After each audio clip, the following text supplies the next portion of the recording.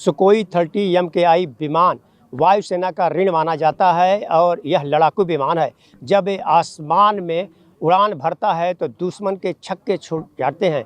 जी हाँ, मैं आपको बताना चाहूँगा कि यह विमान आप देख रहे होंगे कि 2 इंजन और 2 सीट वाला विमान होता है। इसमें 2 पायलट एक साथ बैठते हैं। जब ये हवा में उड़ान भरता है तो उस दौरान इसकी आवाज़ से दुश्मनों की रूह जो है काँप जाती है।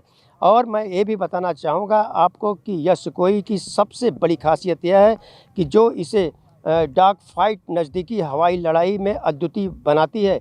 वहीं दूसरी तरफ मैं ये भी बताना चाहूँगा कि यह विमान शक्तिशाली AL-31PF टर्बोफैन इंजन से लैस है, जिसमें third variant control TVC nozzle लगे होते हैं। ये नोजल इंजन के थर्ड धक्के से दिशा को मोड़ देते हैं, जिससे पायलट को अत्यंत कठिन एरियल युद्धाभ्यास जैसे काम आता है। वहीं दूसरी तरफ मैं ये भी बताना चाहूँगा कि यह विमान जो है मुख्य पंखों के आगे एक छोटे गतिशील पंख कैनार्ड्स लगे होते हैं, जो विमान की स्थिरता नियंत्रण करता है, ख़ास तौर पे ऊंचे एंगल पर अटैक पर को बढ़ाते हैं।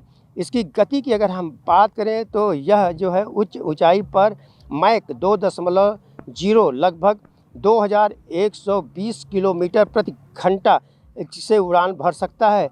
वहीं दूसरी तरफ सुकोई MKI को केवल हवा में हवा के श्रेष्ठता हासिल करने के लिए नहीं, बल्कि ज़मीन और समुद्र पर भी इस डिज़ाइन किया गया है। और हथियार वहन क्षमता की अगर हम बात करें तो यह एक भारी भरकम फाइटर जेट है, जो लगभग 8000 किलोग्राम तक का बाहरी हथियार पेलोड ले जा सकता है। इसमें से 12 से अधिक हार्ड पॉइंट होते हैं जो हथियार लगाए जा सकते हैं।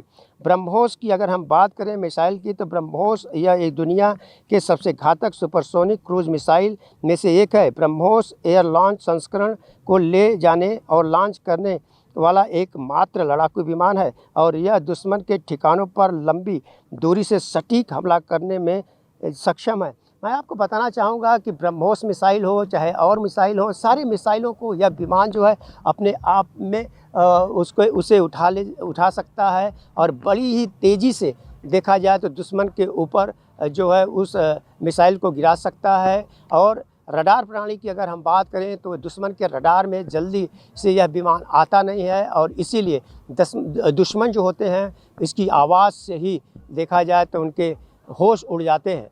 और रही बात कि यह विमान के साथ साथ अब तेजस जो आने वाला है वह अपने आप में एक अत्याधुनिक विमान है और इसके बाद मैं तेजस के बारे में भी आपको बताऊंगा कि उसका क्या क्या अच्छे जो हैं लड़ाकू विमान में क्या क्या जो कमियां थीं। ख़ास तौर से चौथे और 5वीं पीढ़ी के विमान आज हमारे देश में या विश्व की बात करें तो वहाँ पर आ रहे हैं, तो उसे देखते हुए तेजस जो है वह लाया जा रहा है और उसके बारे में हम इसके बाद आपको बताएंगे। ऑन टीवी न्यूज़ के लिए कैमरामैन बालक साथ हरीश तिवारी।